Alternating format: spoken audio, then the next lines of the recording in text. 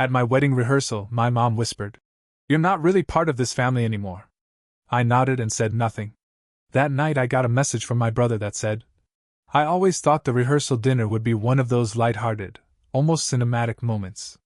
The clinking of glasses, laughter echoing through the restaurant, my fiancée's hand in mine, and everyone gushing about the ceremony to come." And for a while, it was exactly that. Until she leaned in. My mother, always poised, always performing, waited until we were posing for a group photo. Her arms slipped around my back like any proud mother's would, her lips barely an inch from my ear. She smiled for the camera. Then she whispered, soft as silk and twice as cutting, "You're not really part of this family anymore." I smiled, too. For the camera, for the people watching, for the sake of not crumbling right there between the crab cakes and the champagne flutes. But inside, everything twisted. My gut churned, and the knot in my throat lodged itself deep. I nodded once, robotic, like I'd heard something expected. And just like that, she pulled away and laughed at something my uncle said, as if nothing had happened. The rest of the night blurred. I remember shaking hands, hearing congratulations, but it all faded into static. Her words echoed louder than any toast. Later, lying next to Amanda in bed, her breathing steady and soft beside me, I stared at the ceiling and wondered if I'd imagined it. Maybe I was reading too much into it. Maybe it was just a joke. A poorly delivered one. But it didn't feel like a joke. Then my phone buzzed. A message from my brother Nate. It said, "You should know, Mom's been saying things about Amanda. To her parents. To ours. Even to people at church. She's trying to stop the wedding." I read Nate's message 3 times before my eyes stopped blurring. Trying to stop the wedding. My stomach dropped. I sat up slowly, careful not to wake Amanda. The glow of my phone screen made the room feel colder somehow. I texted Nate back immediately. "What are you talking about? What things?" His reply came fast. "She's telling people Amanda's using you. That she's in it for the money. That she cheated. She even told Aunt Karen she caught Amanda flirting with the best man. It's all made up. Total lies." I sat there stunned. Amanda? The woman who cried when I surprised her with coffee and a note before work? Who spent months picking out songs with me for the reception because she knew I wanted my grandfather's favorite jazz tune played? Who always made me feel like I belonged, like I was home? And yet, my mom had been quiet around Amanda's family. Cold, even. I'd chalked it up to her usual aloofness, her subtle disapproval of anything that didn't originate from her. But this was different. Nate sent another text. She called Amanda's dad. Told him you weren't responsible enough to be a husband. Said you've always needed help, that Amanda's going to be your new caretaker. I nearly dropped the phone. I hadn't even told Amanda about half the stuff from my childhood. About how Mom used to call me a burden when I struggled in school, how Dad barely looked up from his paper when I cried after being rejected from my first-choice college. I didn't want Amanda to see that part of me. I wanted to be whole when I came to her. And now, Mom was digging up that past and twisting it. I typed, "Why is she doing this?" Nate's reply was a dagger. "Because if she can't control you anymore, she'd rather destroy you." The next morning, I watched Amanda in the kitchen, hair pulled back, humming quietly as she stirred something on the stove. It should have been a peaceful moment, one of those little snapshots of joy you try to remember for the rest of your life. But my hands wouldn't stop shaking. I hadn't told her yet. I couldn't. Not before I knew what I was going to do. When she turned and smiled at me, I managed a smile back. She came over and wrapped her arms around my waist, resting her chin on my chest. "Big day tomorrow," she whispered. "Yeah," I said, barely above a murmur. "Big day." She didn't sense it, not the storm inside me, not yet. And that was the part that really cut deep. That I had to hide it. That I had to pretend everything was fine while a war was starting just outside the frame. That afternoon I called Nate. He picked up on the first ring. "Hey. You sure about all this?" I asked. "As sure as I've ever been," he said. "Look, I didn't want to say anything. I figured Mom was just being Mom. But last night she told Uncle Dennis that you were making a mistake, that Amanda would divorce you within the year. I didn't answer right away. Just stared at the wall. I'm sorry, man, Nate added. I don't know what's wrong with her. I really don't. I exhaled. She's never really seen me as my own person. Just someone to control. There was a pause on the other end. Then Nate said quietly, So, what are you going to do? I didn't answer him either. Not yet. Because in that moment, I was already starting to form the plan. That night, I sat alone in the guest room at Amanda's parents' house, the wedding suit hanging untouched on the closet door. I didn't sleep. I didn't even try. I just sat with Nate's texts pulled up, reading and rereading, each sentence another notch carved into resolve. She wanted to control everything. Even this. Especially this. But I'd let her get away with too much for too long. The way she turned our childhood into a hierarchy of praise and punishment. The way Nate and I learned to speak in half-truths, to never make her look bad in front of company. The way I was expected to be silent, obedient, grateful. Tomorrow, I would smile. I would walk down the aisle. I would say, I do, with all the sincerity in my soul, because I meant it. I wanted that life with Amanda. But at the reception? That would be mine. I drafted the speech on my phone in pieces. Not all at once. Just fragments of thought. I even added a screenshot of Nate's original message. I wasn't going to embellish anything. Just tell the truth. That was the thing she never expected. That I'd take her mask off in front of everyone, her friends, her church pals, her inner circle of people who thought she was this polished, graceful matriarch. Tomorrow, I'd let her see what it felt like to have no control at all. The morning of the wedding was drenched in sunlight. The kind of light that makes everything look golden, like a promise fulfilled. Amanda was radiant. Her smile lit up the room, and when she saw me waiting at the altar, her breath caught in her throat. I saw it. I felt it. And for a moment, just a moment, the world shrank down to the two of us. And I almost forgot. Almost. Everyone stood as she walked down the aisle. The music swelled, a soft string quartet version of Can't Help Falling in Love. Her father offered her arm, and when she reached me, she mouthed, Hi! That was all. Just hi. But it was everything. I meant my vows. Every word. Every promise. When she said hers, her voice trembled, but her eyes never left mine. And as we kissed and the room erupted in applause, I looked out at the guests, at the people we had chosen, and some we hadn't, and saw her. My mother. Sitting 2 rows back on the groom's side. Hands folded, face composed, jaw tight like a rubber band pulled taut. She didn't clap. Didn't smile. Just watched. Cold and still, like stone. It was the reception that would shatter all of it. The speeches started innocently enough. Amanda's sister told a charming story about Amanda as a child, how she used to dress up their dog in wedding gowns.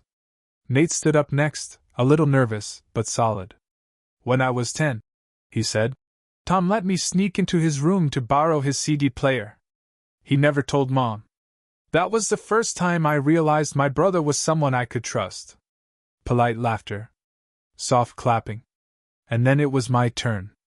I stood, napkin in hand, glass of water untouched. Amanda gave me a wink from her seat. The mic buzzed as I cleared my throat. I want to thank everyone for being here today. It means the world to Amanda and me. People smiled, nodded. But before I go on, I want to say something I never thought I'd say out loud. A ripple of quiet moved through the room. My mother's posture changed, barely, but I noticed. Her head tilted a fraction. Her hand tensed on the tablecloth. I reached into my pocket and pulled out my phone. Last night, I said, I got a message from my brother. One I think you all deserve to hear. My mother's eyes widened. Her lips parted. Tom, she said quietly, that's not necessary. But I continued. Voice steady. Calm. Controlled. She told people Amanda was using me. That she was unfaithful. That she married me for money. None of it is true. Amanda is the most honest person I've ever known. Gasps. Whispers. Shuffling chairs. And it wasn't just gossip. She contacted Amanda's family. Tried to poison their view of me. She called her own son, a grown man about to get married, a failure. A burden. Said I was unfit to be a husband. My mother stood, her napkin clutched in her fist. Sit down, I said, not loud, but firm. The mic caught it. Everyone heard. She froze. I know this is uncomfortable, I said. But it's the truth. And for too long, I let this kind of manipulation slide. I stayed quiet. I smiled through the insults. I convinced myself that family was unconditional. That I had to earn love. But no more. Amanda reached for my hand under the table. I am done being controlled. I'm done pretending.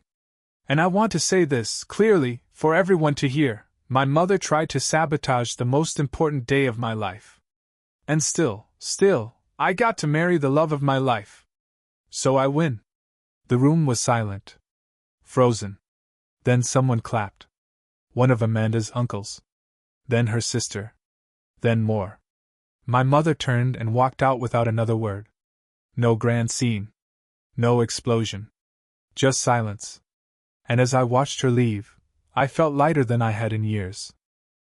I didn't realize how loud the room had been, how full of the buzz of small talk, clinking glasses, the occasional laugh, until the silence swallowed it whole. After the speech, there was a lull. People whispered behind napkins, exchanged glances. Some looked uncomfortable, others impressed. But one thing was clear, the illusion had shattered. Amanda never let go of my hand. I leaned over and kissed her temple. She smiled, not the wide, public kind, but the small, private one I'd come to love. She didn't ask if I was okay. She didn't need to. She knew I was finally more than okay. The reception resumed, like a train that had briefly jumped the tracks. Music started again. Guests resumed their meals. But the tone had shifted. The air felt clearer, the energy real. People came up to me, cousins, Amanda's friends, even her father. I always thought something was off about her, he said. Took guts to do what you did. Thanks, I said and meant it. Because now the compliments didn't feel like sympathy or surprise, they felt like respect. Nate caught me near the back patio. She left right after the speech, he said. Didn't even say bye to Dad. I figured. She'll probably call later. I won't answer. He nodded, then looked at me with something between pride and guilt. I should have told you sooner. You told me when it mattered, I said. And you stayed. That's more than enough. And it was. Amanda and I danced that night. Really danced. Not the staged, camera-ready version we'd practiced in our living room. This was messy, joyful, unfiltered. People joined in.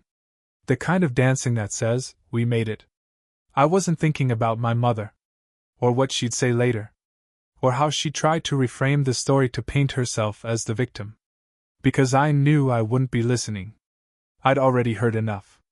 The first voicemail came the next morning. My phone lit up just as Amanda and I were stepping onto the balcony of our hotel suite.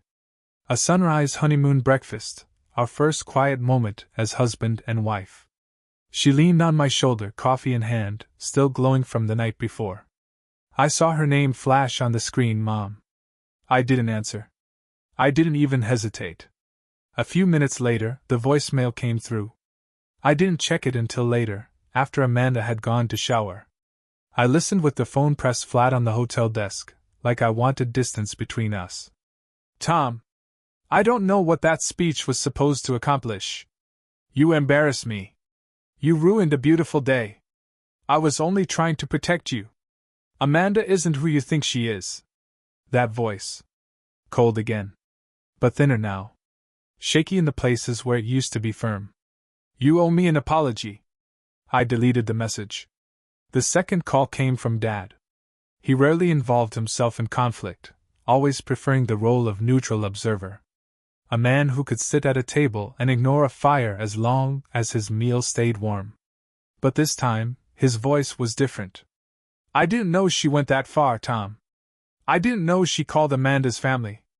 I knew she wasn't happy, but I didn't think she'd do that. I could hear the regret in him, heavy and slow. I should have said something. But I guess I didn't want to be the bad guy. I didn't call him back either. Not yet. It wasn't anger. It was just space. Space to breathe. To heal. Over the next few days, the messages kept coming. One from a cousin I hadn't spoken to in years, saying he admired what I did. One from a friend of my mother's, someone who had been at the wedding and now wasn't sure what to believe. But I didn't need them to believe anything. I'd said my truth. That was the difference. Amanda and I spent those days wrapped in simplicity. Walks along the beach. Long conversations about the future. Quiet mornings. Lazy evenings. It felt like peeling off a tight suit after years of wearing it too long. My body was learning how to stretch again. One night, Amanda turned to me as we lay on a hammock under a canopy of stars. "You don't regret it?" she asked softly. "Not even a little," I said. And I meant every word. We'd been home for a week when the letter arrived. Not an email. Not a text. A handwritten letter. My name carefully printed on the envelope in my mother's flawless cursive, stiff and practiced, like always. Amanda found it in the mailbox and handed it to me without a word. Just raised eyebrows and a half shrug that said, "Your call." I sat with it in my lap for a long time. Then I opened it. "Tom, I suppose this is what it's come to, writing to my own son like a stranger. I watched you grow up. I held you when you were sick, stayed up all night when you had that fever, packed your lunches for years. And still, you stood in front of everyone and called me a liar. You embarrassed me, humiliated me. I will never understand why. I know you think I've wronged you. But you never saw the sacrifices I made. You only remember the discipline, the control, as you call it, but not the safety it gave you. I did everything to keep you from becoming like your father. You've chosen Amanda. I understand. But families should never be discarded. That's a lesson you'll learn one day. Maybe when you have children of your own. Until then, I won't reach out again. Not until you're ready to talk with respect. Mom." I read it once. Then again. Every word calculated. Carefully constructed to sound like peace, but it wasn't. It was control in prettier wrapping. Amanda sat across from me at the kitchen table, watching my face closely. "She didn't apologize," I said. "She never does," she replied. I folded the letter and slid it back into the envelope. I didn't throw it away. I didn't set it on fire. I just put it in a drawer. That seemed worse somehow. To leave it there, unread again, gathering dust in silence. Later that night, Nate called. "She wrote me too," he said.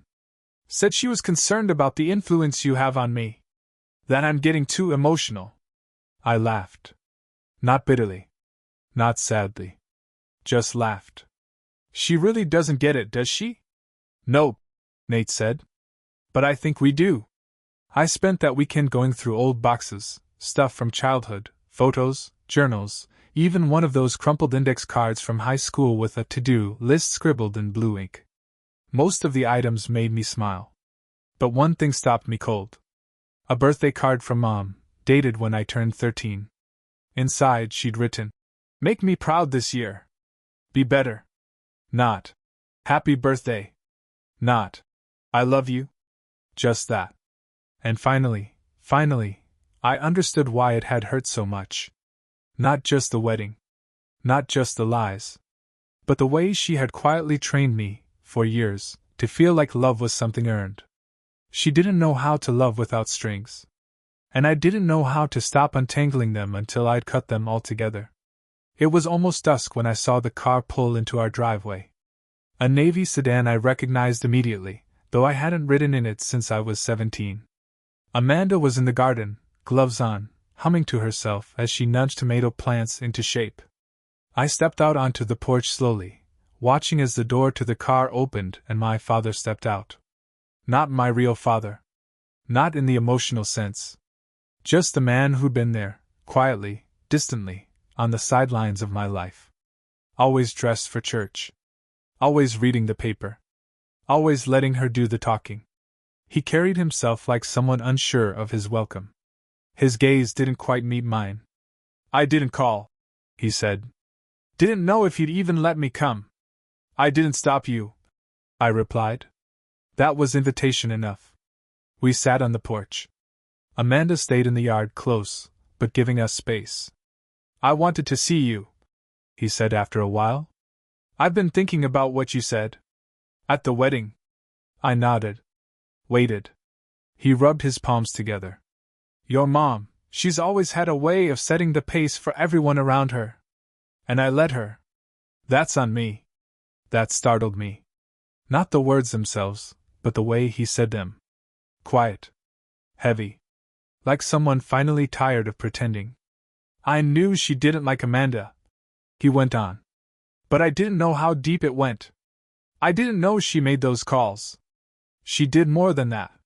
He sighed. "I know. And I should have seen it sooner. Should have spoken up." I stared out at the garden. Amanda laughed at something in her headphones and flicked dirt off her jeans. That sound, it grounded me. "I always thought," I said slowly, "that if you ever stepped in, things might change. Not dramatically. Just enough." He looked down at his hands. "I was scared to break the quiet. And you paid for that." Neither of us spoke for a while. The sun dipped lower, casting amber streaks across the porch floor. "I came to say 2 things," he finally said. "First, what you did at the wedding took guts. You did what I never could." I looked at him then, and for once, he didn't look away. "And second," he added, voice barely above a whisper, "I'm sorry."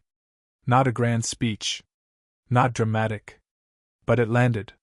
It was the first time in my life he'd said those words to me. No excuses. No redirects. Just that. I nodded. "Thank you?" He stood. "I'm not asking for anything.